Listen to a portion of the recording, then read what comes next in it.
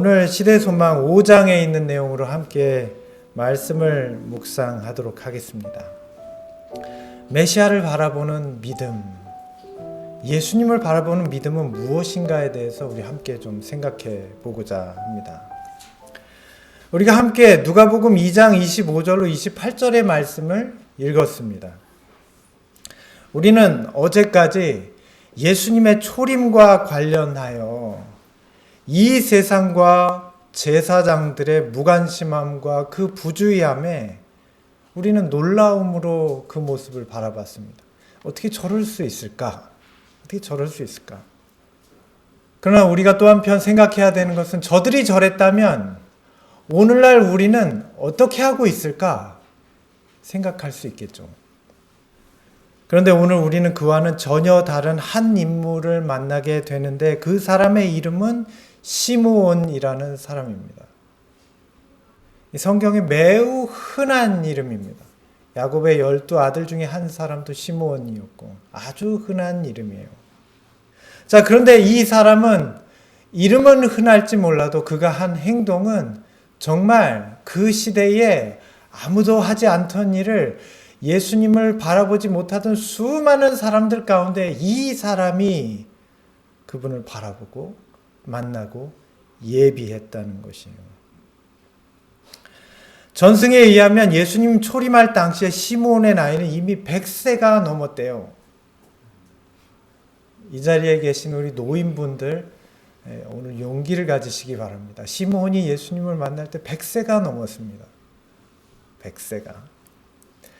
TV에서 보면 요즘 100세 시대라고 합니다. 100세 시대. 정말 요즘이 100세 시대 맞아요? 100세 시대죠. 병원에만 가면 다시 약 맞춰주고 주사 맞춰주면 또 이렇게 막 기력이 살아나요. 어제까지 엊그제 막 아프다 막 하다가. 세상이 좋아졌습니까? 그런데 사실 이 말은 거짓말 같아요. 100세라고는 하지만 건강한 사람은 아무도 없어요. 100세는 맞는데 건강한 사람은 아무도 없어요. 다 휠체어를 타고 다녀요. 100세 시대는 100세 시대인데 고통하고 괴로워하면서 100세까지 가는 거예요. 게다가 요즘은 코로나 때문에 정말 이런 고령인 분들은 방 안에 갇혀 지내잖아요. 오늘 이렇게 몇몇 분들이 오셨는데 하나님의 은혜가 함께 하시기를 바랍니다. 어떤 분들은 요양원에서, 어떤 분들은 병원에서 참 힘든 시간을 보내고 있죠. 정말 슬픈 세대입니다. 그런데 오늘 이 100세의 노인 시므온은 어디에 있었습니까? 이 시므온은 성전에 있었어요. 성전에. 왜 이 어르신은 성전에 있었을까요? 성경은 그에 대하여 이렇게 말합니다. 이 사람이 의롭고 경건하여 이스라엘의 위로를 기다리는 자라. 성령이 그 위에 계시더라. 그러니까 이 시므온은 보통 노인이 아니었어요.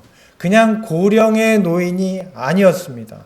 성령이 그 가운데 매일 머무는 사람이었습니다. 시므온이 그날만 성전에 있었을까요? 네. 그날 성전에서 예수님을 만났는데 그날만 성전에 있었을까요? 아니요. 아마도 자주 매일 성전에 나타났을 것입니다. 저는 참 궁금해요. 이 시므온의 신분이 뭔지, 그 사람의 신분이 뭔데 왜 성전에 자주 나타났을까? 그는 성전에서 뭘 했을까요?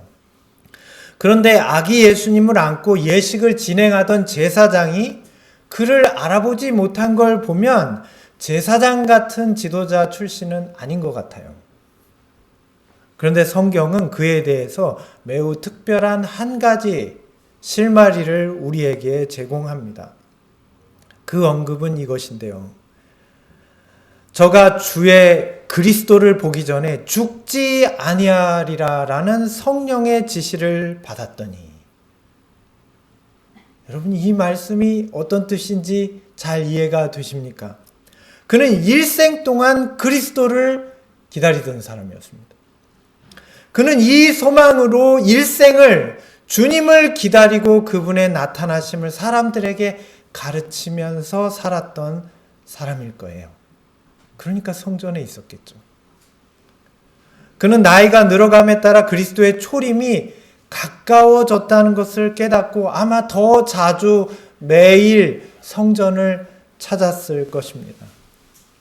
왜 성전을 자주 찾았을까요? 혹시 봉헌하는 아기들 중에 메시아가 있지 않을까 해서 예수님의 초림이 가까이 왔으니까. 도대체 몇 년 동안 그가 이런 일을 반복해왔는지 우리는 알 길은 없어요. 그러나 그가 젊어서부터 메시아를 기다렸다면 그는 정말 긴 시간, 10년, 적어도 그 이상을 매일같이 성전을 찾으면서 어떤 아기가 이스라엘의 위로로 올 자인지를 아마 매일 기다렸을 것입니다.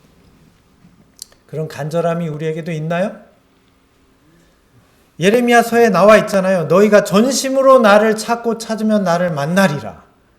시므온이 그랬던 사람이에요. 그런 시므온에게 성령께서 대답을 주시는 거예요. 뭐라고 대답을 주시죠? 시므온, 자네가 죽기 전에 그리스도를 꼭 만날 것이네. 오늘 우리가 각자 이런 음성을 듣게 된다면 얼마나 기쁠까요? 우리가 죽기 전에 예수님을 만날 것이네. 여기 집사님들 계시잖아요? 여러분이 죽기 전에 성령께서 여러분의 마음에 자네가 죽기 전에 그리스도를 볼 것이네 이 답을 주신다면 얼마나 기쁠까요? 얼마나. 시므온이 그 음성을 들었다고요. 우리 각자가 이렇게 시므온처럼 간절한 마음으로 재림을 사모한다면 성령께서 늦은 비로 우리에게 그와 같은 대답을 주실 것입니다. 분명히 우리가 죽기 전에 그리스도의 재림을 볼 거라고. 매일 성전을 찾던 시므온이 그날도 성전을 찾았습니다. 아마 그날은 다른 날과 사뭇 달랐을 거예요. 훨씬 더 긴장되었을 겁니다. 발걸음이 저절로 빨라지고 아마 모르겠습니다. 사랑하는 사람과 첫 데이트를 앞둔 남자가 그렇게 심장이 쿵쾅거렸을까? 얼마나 그 가슴이 설레었을까? 그는 아마도 베들레헴의 목자들이 메시아를 만났다는 소식을 시장과 성전에서 들었을 것입니다. 천사들이 나타나서 그분의 탄생을 알리고 베들레헴의 마구간, 어느 마구간에서 메시아가 나셨다는 소식을 시므온은 분명히 들었을 것입니다. 그리고 아마 날짜를 헤아렸을 거예요. 그 날이 언제였지? 그 소식이 들린 날이 언제였지? 그럼 아들이 태어났으니 40일이겠군. 그 다음 날부터 그 한 달을 기다렸겠죠? 계속. 언제쯤 성전에 그 예수님이 오실까? 그 아기가 올까? 첫 아이를 낳은 여인은 성전으로 올 것이기 때문에 분명히 결례를 행하려 예루살렘으로 오는 날을 기다렸을 것입니다.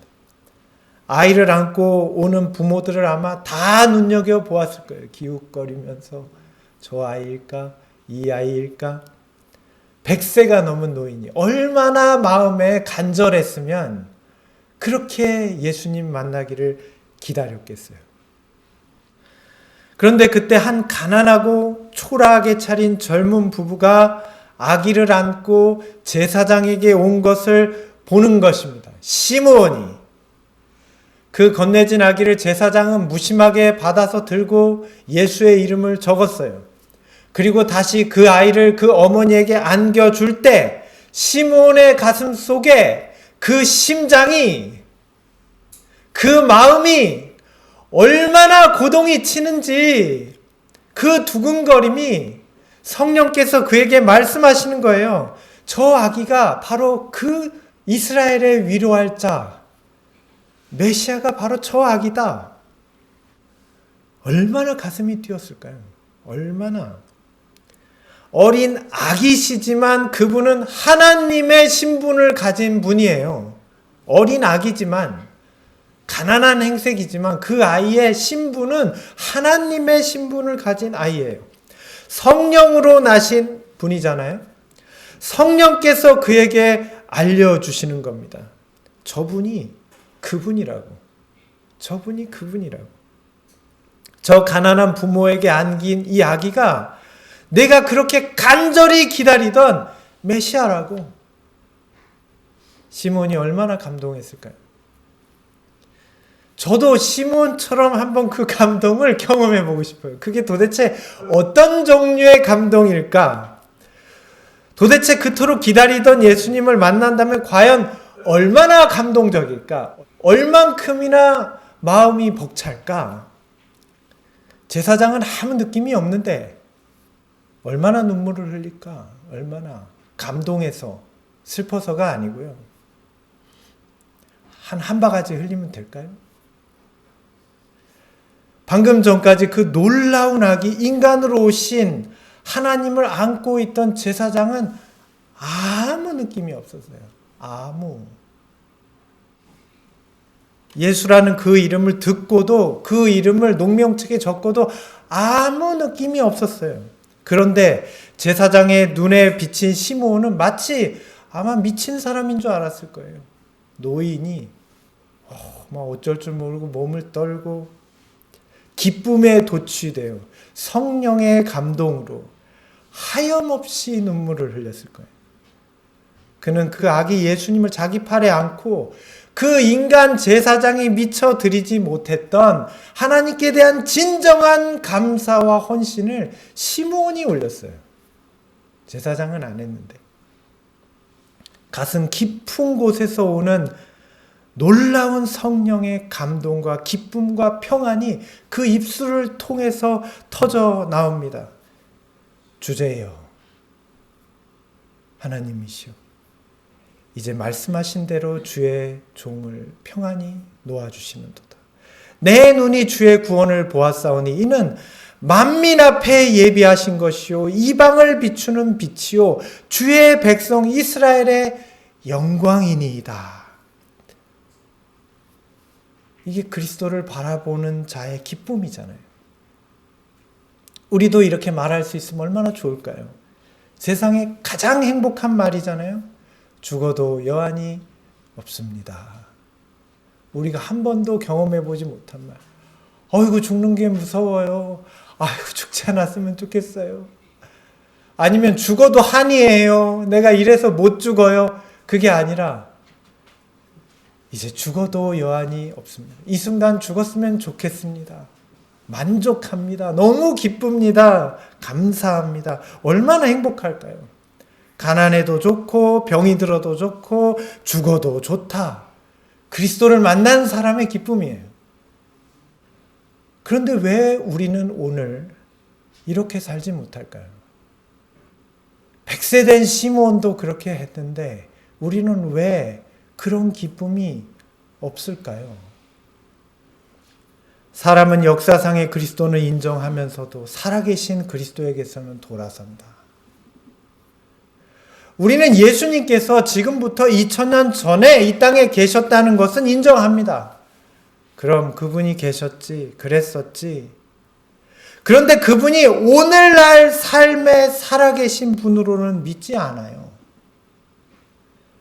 예수님께서 그렇게 인간과 가까이 거하시고 그들의 병을 고쳐주시고 그들의 필요를 채워주시고 그들의 친구가 되시고 그들의 죄를 사하셨던 일들은 단지 그날, 그때 그들의 일일 뿐이에요.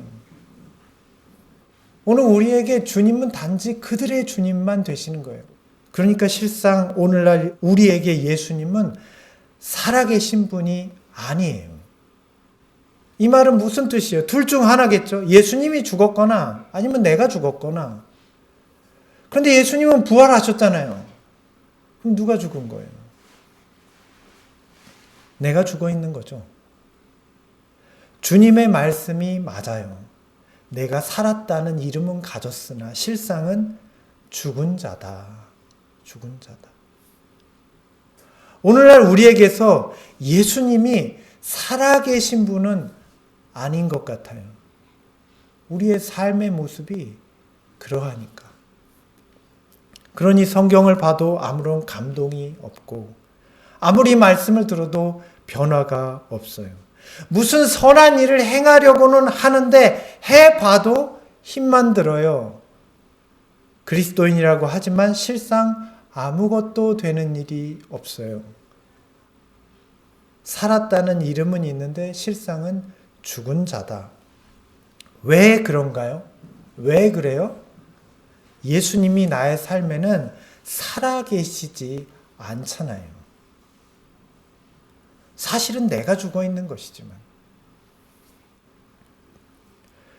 우리가 좋은 사람이 되기 원한다면 이것을 기억해야 합니다.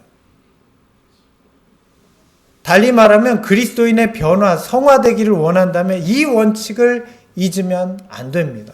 아주 중요한 것이에요. 우리가 발견하는 모든 아름다운 미덕, 사랑스러운 성품 모두 다 그리스도로부터 온 거예요. 우리가 되기 원하는 것, 갖기 원하는 그것. 성경에 나타난 성화된 사람들이 있죠. 우리와는 다른 특성을 가졌던 사람들. 우리가 감탄하는 인물들. 예를 들면 요셉, 모세, 엘리사, 다니엘, 바울 이런 사람들. 그러면 그들은 어떻게 그런 특성들을 가졌을까요? 그들도 우리와 같은 사람들이었을 텐데 뭐가 달랐을까요? 요셉의 순결과 덕행, 모세의 믿음과 유순함과 인내, 엘리사의 확고부동함, 다니엘의 고결함과 견고함, 바울의 열심과 자기 희생. 어떻게 이렇게 했을까요? 예수님한테 온 거예요. 그들 자신의 것이 아니에요. 예수님한테 온 거예요. 우리가 성경에서 모본이라 불릴 수 있는 모든 인물들의 지적인, 영적인 모든 능력은 다 그리스도로부터 온 것입니다. 그러므로 우리는 그들의 모습에서 예수님을 발견해야 돼요. 그들을 보고 요셉이 이렇게 잘했구나. 나도 저렇게 해봐야지. 다니엘이 저렇게 정직하네. 나도 해봐야지. 물론 그런 생각을 하는 것은 좋은 선택이지만 실제로는 그렇게 안 돼요. 몇 번은 실천을 해보는데 금방 다시 실패하게 될 겁니다. 저도 자주 경험하거든요. 왜냐하면 인간의 의지는 영속성이 없어요. 결심을 하는데 포기도 빨라요. 자꾸 망가지고 자꾸 흐지부지 되죠. 그들은 인간의 의지로 이렇게 한 것이 아니라 하나님을 믿는 믿음으로 그렇게 산 겁니다.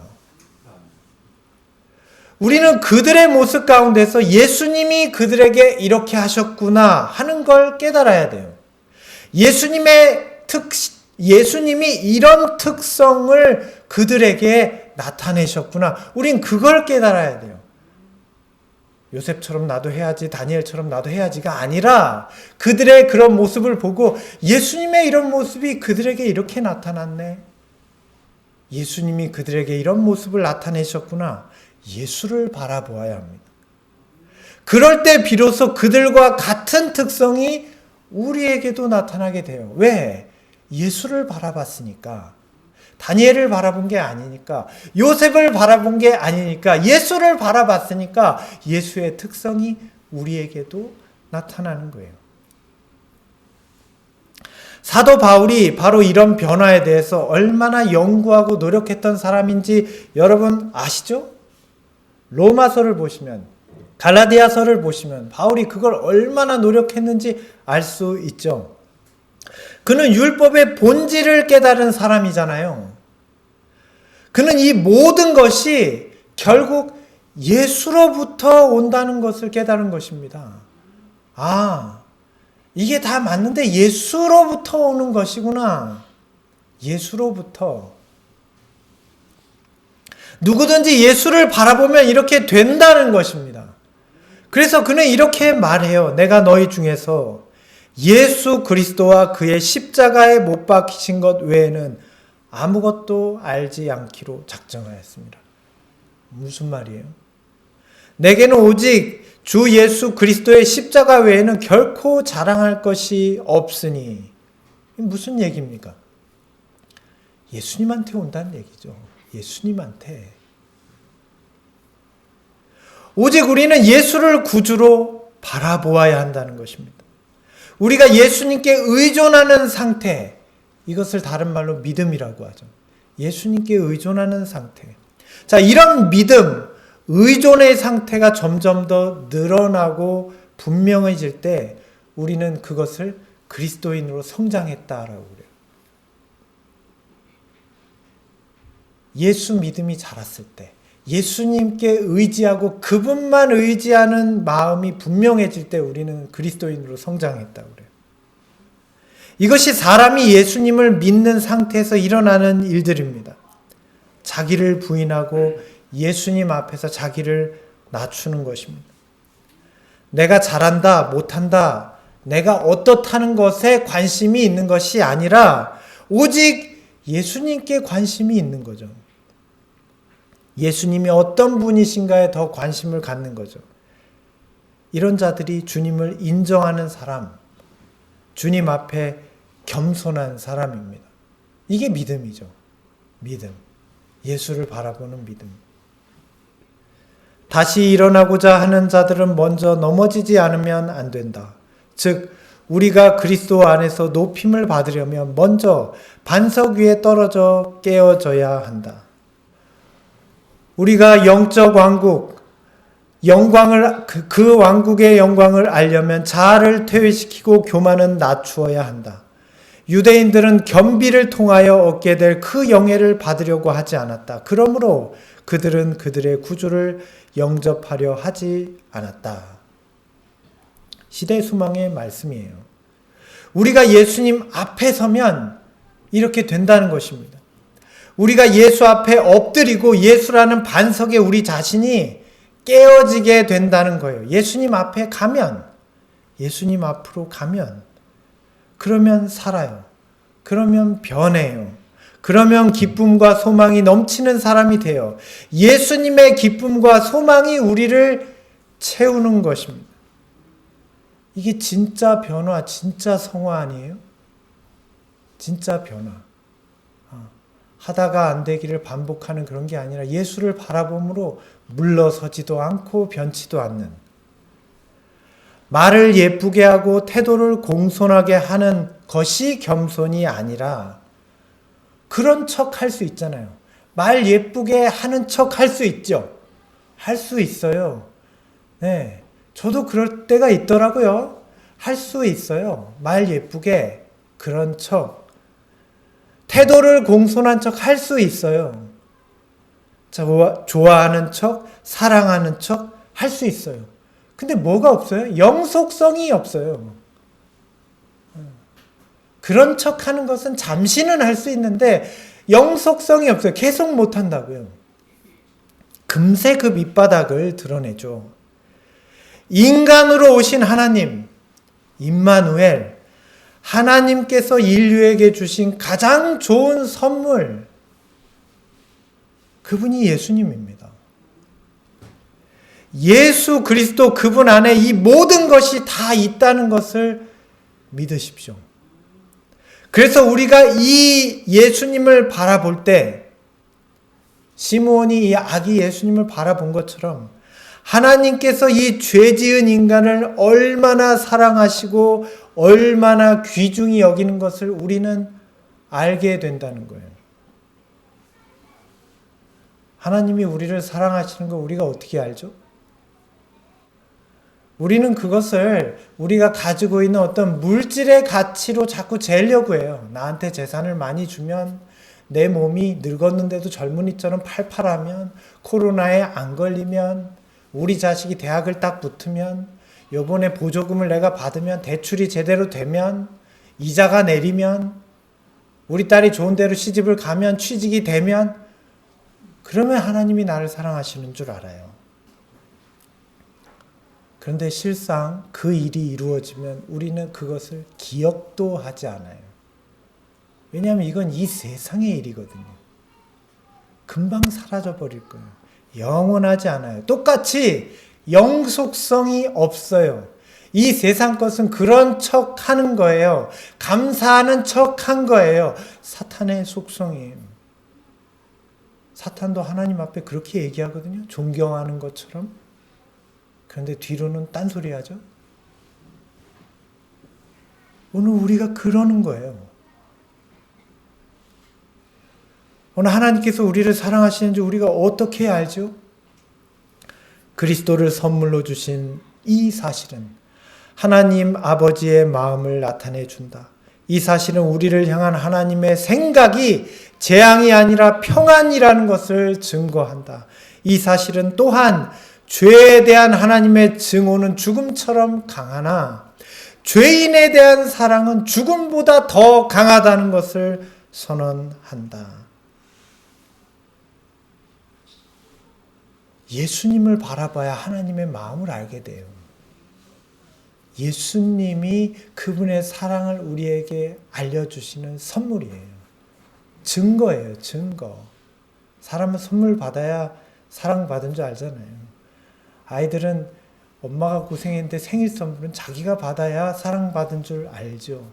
그러니까 엄마가 그 애를 낳고도 아이한테 선물을 주는 거예요. 사실은 자기를 위해서 내가 너 이렇게 사랑한 거 좀 알라고. 나중에 알겠죠. 나중에. 우리는 하나님의 사랑을 어떻게 알아요? 아마 온 우주에서 이런 큰 축복을 받은 별이 또 있을까요? 지구 말고? 전혀 범죄하지 않은 우등생 별들이라고 해도 우리 지구처럼 복받은 별이 또 있을까요?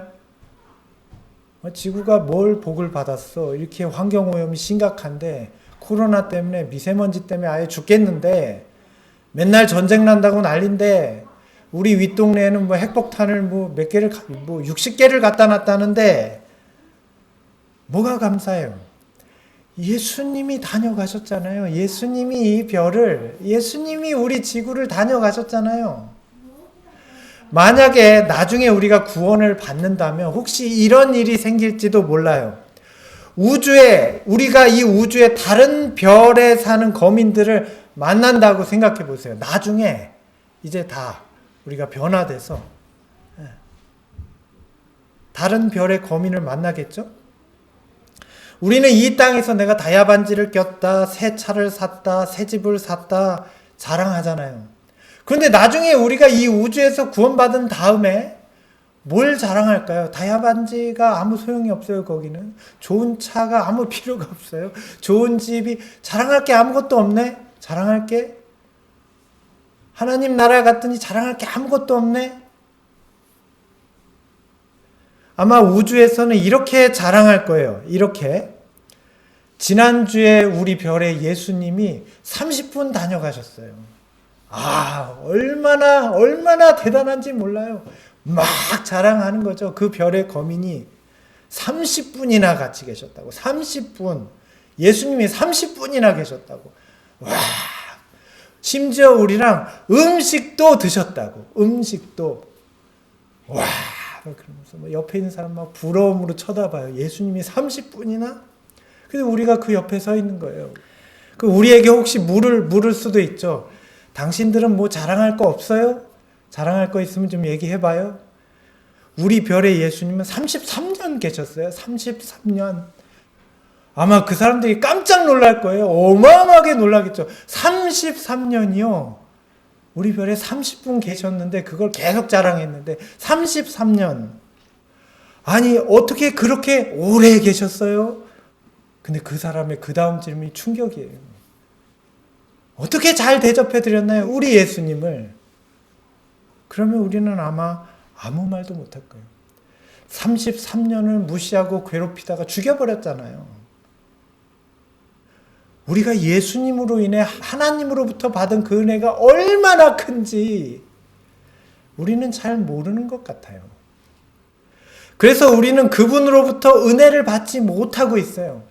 사함이 큰 자가 더 큰 은혜를 느낀다고 예수님이 말씀하셨잖아요.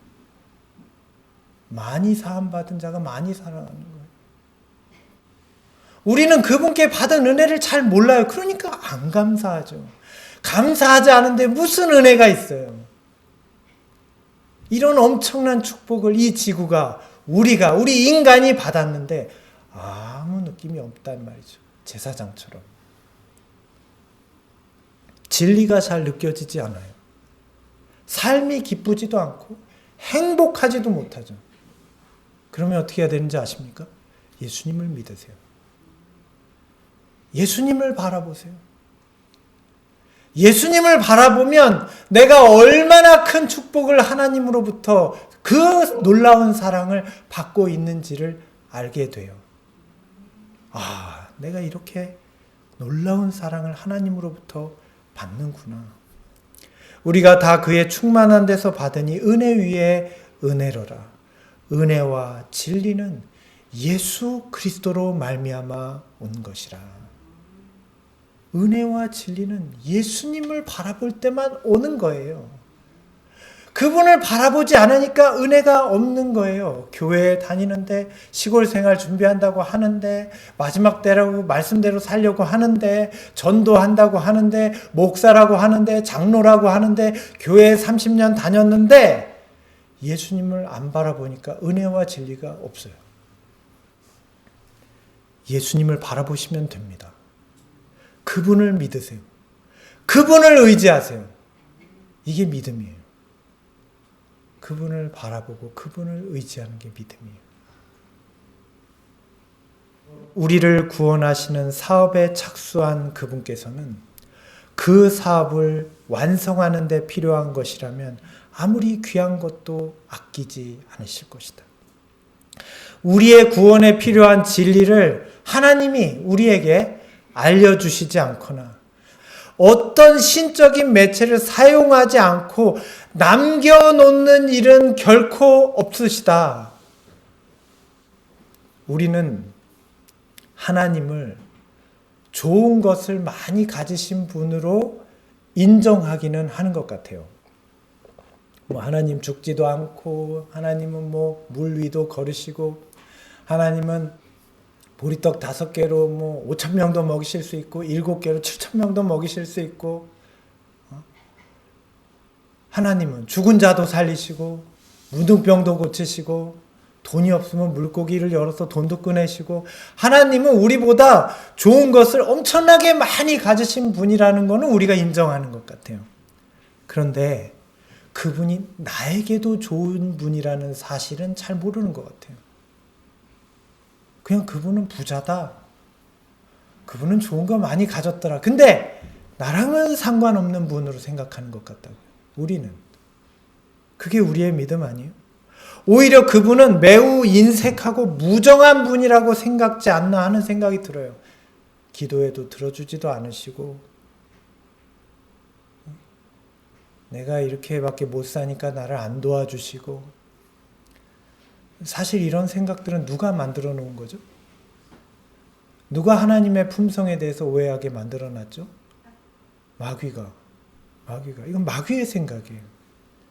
만일 이런 사람들이 정말 제대로 예수님을 바라볼 수만 있다면, 예수님을 바라보면 이 오해가 다 사라지죠. 다. 하나님을 향한 우리가 가진 모든 오해가 예수님을 바라보는 그 순간 올바로만 바라보게 되면 다 사라져버려요. 눈 녹듯. 아, 하나님은 이런 분이 아니구나. 그분이 어떤 분이고 내게 어떤 것을 베푸시는 분인가를 생각해 보세요. 예수님이 하나님의 진심을 절대로 오해할 수가 없어요.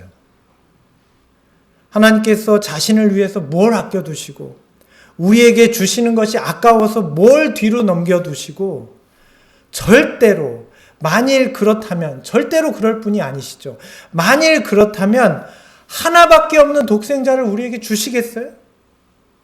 우리에게 주기가 아까워서 뭐를 뒤로 남겨놓으셨다면 하나밖에 없는 독생자 예수님 우리에게 주시겠냐고요.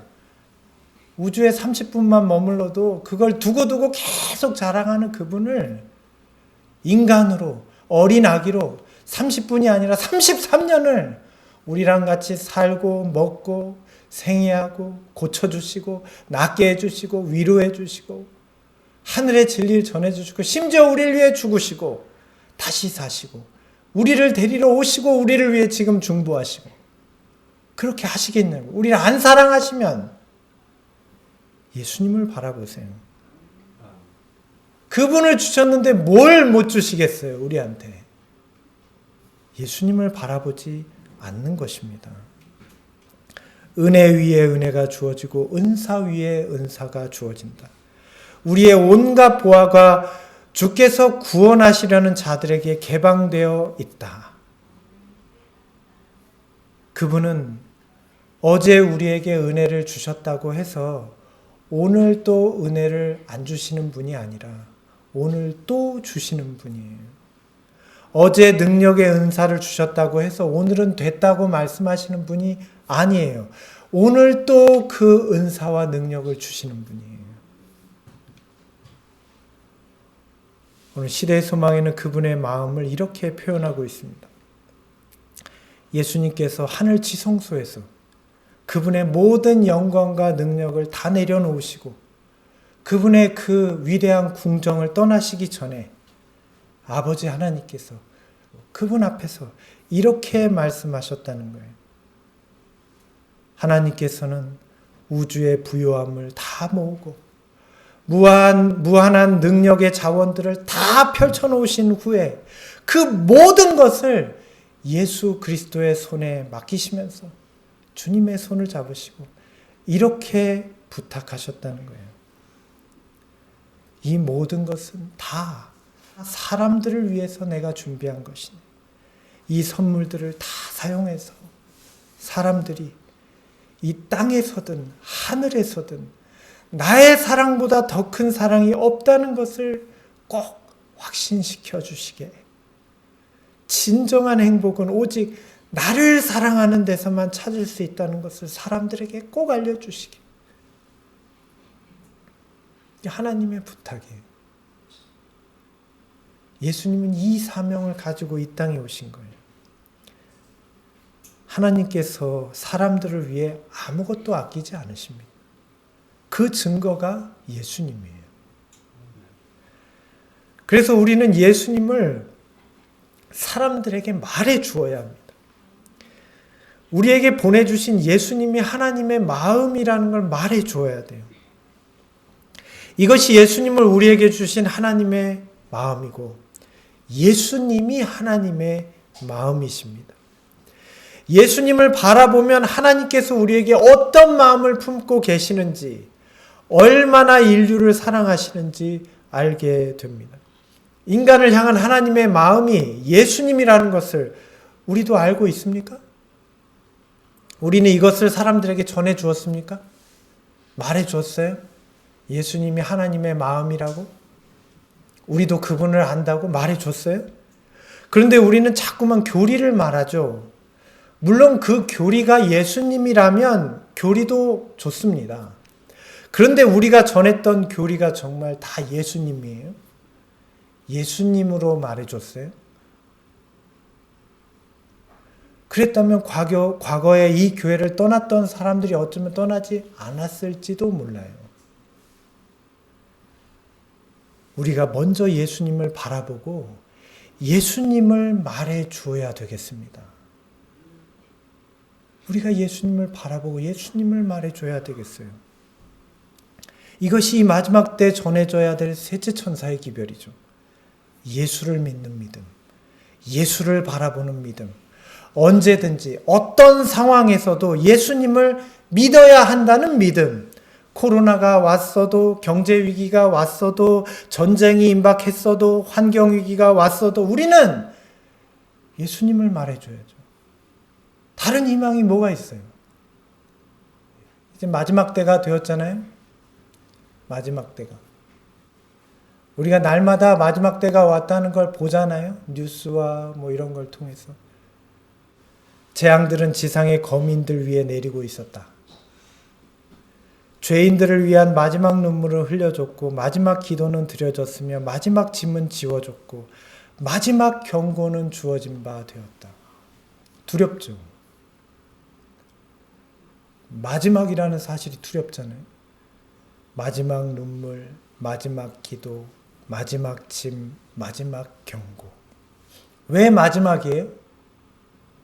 왜 우리는 마지막이라고 말하죠? 왜 마지막이라고 그랬을까요? 뭐가 마지막이라는 거예요? 세상이 마지막. 그러면 왜 세상이 마지막이 되는 거예요?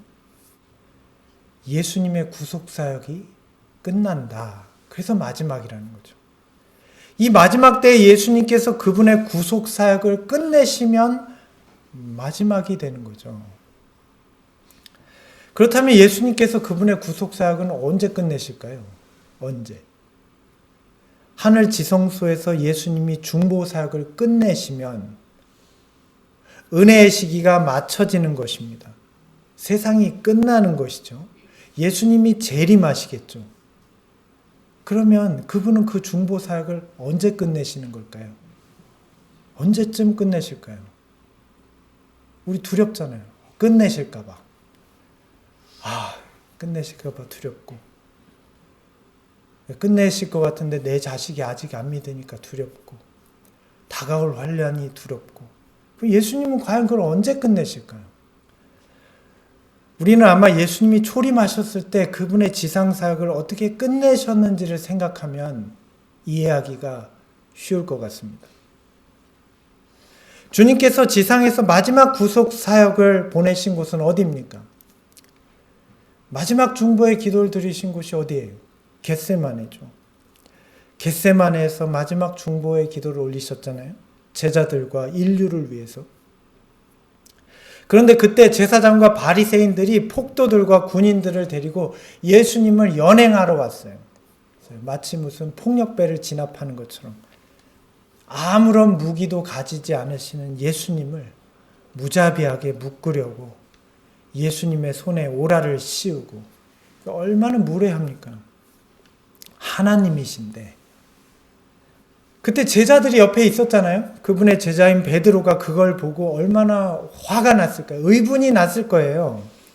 순간 칼을 휘둘러가지고 말고라는 사람이 귀를 잘라버렸어요. 자, 이 땅에서 예수님의 구속사역은 이제 끝났잖아요. 마지막 기도를 드리셨잖아요. 사람들을 위해 기도하고 병을 고쳐주시던 사랑스러운 그분의 손은 이제 묶였잖아요. 그럼 끝난 거 아니에요? 끝난 거잖아요. 끝이잖아요. 아니요. 아직 그분은 끝내지 않으셨어요. 그 사람의 귀를 고쳐주셨어요. 그 사람이 회개했는지는 모르겠어요. 그런데 칼을 휘둘렀던 베드로를 위해서는 중보해야 되잖아요. 그 밤에 이리저리 끌려다니시면서 괴롭힘을 당하시다가 빌라도의 법정에 이르셨습니다. 이제 정말 끝이잖아요. 유대인들은 그분을 이방인의 손에 넘겼어요. 자기들의 손에 피를 안 묻히려고. 밖에서는 막 죽이라고 소리 지르고 막 난리예요. 끝난 거 아니에요? 하나님이신 분을 거절했는데, 그분을 죽이기 위해서 이방인에게 넘겼는데, 이쯤 됐으면 그분의 중보사역은 이제 끝나야죠. 아니요, 아직 끝내지 않으셨어요. 주님께서는 빌라도에게 진리를 전하셨어요. 그가 회개하도록. 이제 군병들이 예수님을 십자가에 못 박았습니다. 그분은 나무에 달렸어요. 모세의 말처럼 나무에 매달린 그분을 쳐다보면 살 텐데 아무도 그분을 믿음으로 바라보지 않습니다. 이제 정말 끝이죠. 그분이 더 이상 누구를 위해서 중보하겠어요? 아무도 그분을 믿지 않는데 하나님이신 그분을 알고도 알았거든요. 알았어요. 이스라엘 사람들이 예수님이 메시아인 거 알았다고요. 모르고 못 박은 게 아니에요. 나사로를 살렸을 때 알았어요. 하나님이라는 거 알았어요.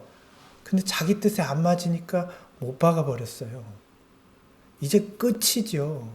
누구를 위해서 중보하시겠어요?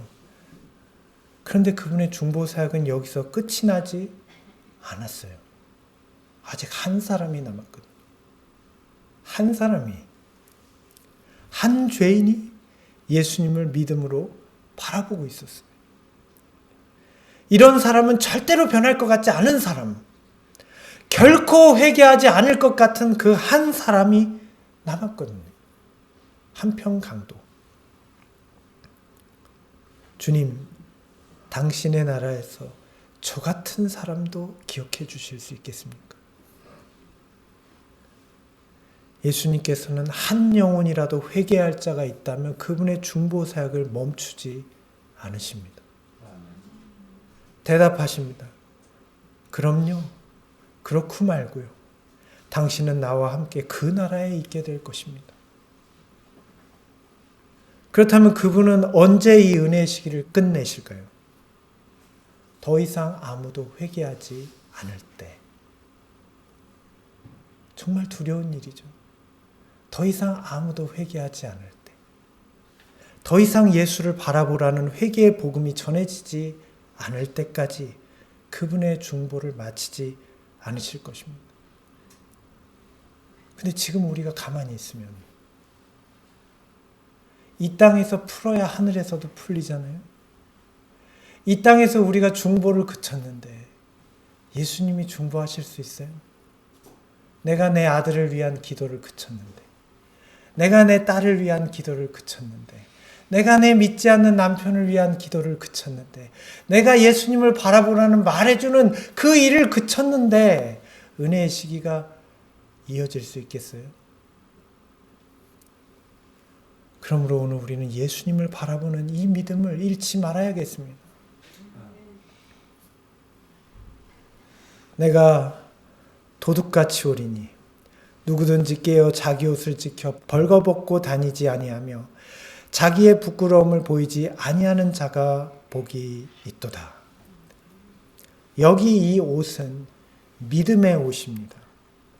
믿음으로 말미암아 우리에게 주시는 하나님의 의의 옷이에요. 이 믿음의 옷은 곧 예수님이죠. 예수님이 우리의 옷이에요. 우리가 그분을 바라볼 때 입혀지는 옷. 예수님이라는 옷. 나의 모든 잘못을 덮을 수 있는 그 옷이 믿음으로 우리에게 주어지는 거예요. 그분을 바라보는 믿음으로. 우리가 이 예수님을 바라보는 것을 멈추면 우리는 어떻게 돼요? 벌거벗겨진 상태가 되는 거예요. 예수님이 재림하실 때 벌거벗지 않고 믿음의 옷을 입고 있는 상태가 되려면 예수님을 바라보는 것을 멈추지 말아야 합니다. 항상 예수님을 바라보아야 하는 것입니다. 내가 잘 될 때나 안 될 때나 병들었을 때나 건강할 때나 돈이 있을 때나 없을 때나 시험에 붙었을 때나 떨어졌을 때나 항상 예수님을 바라봐야 돼. 그러면 벌거벗겨지지 않아요. 그분을 믿는 믿음으로. 이런 사람들이 예수님을 따라가는 사람들이에요. 이 사람들은 여자와 더불어 더럽히지 아니하고 순결한 자라. 어린 양이 어디로 인도하든지 따라가는 자며 사람 가운데에서 속량함을 받아 처음 익은 열매로 하나님과 어린 양에게 속한 자들이니. 여기 예수님을 따라가는 사람들이 어떤 사람들입니까? 여자와 더불어서 더럽히지 않은 자들.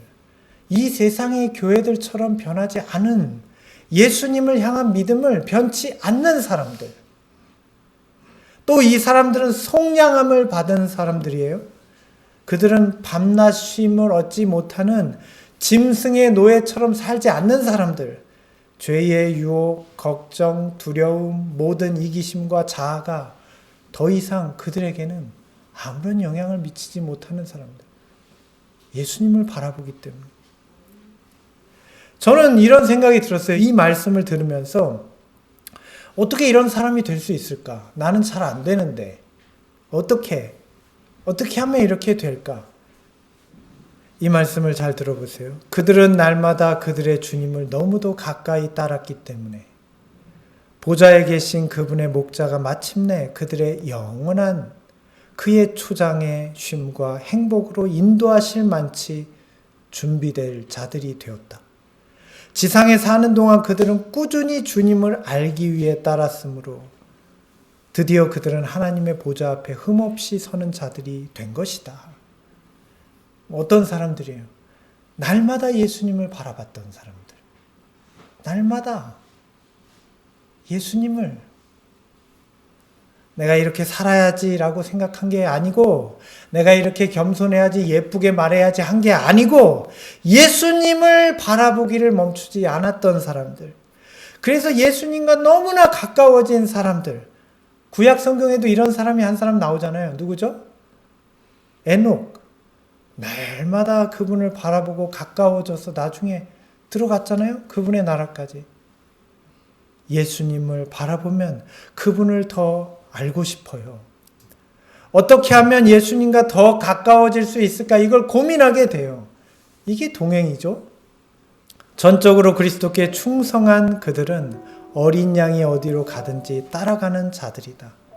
땅에서 그들은 그리스도를 첫째 자리에 두었으며 어떤 대가를 치를지라도 그분과의 관계를 유지하였다.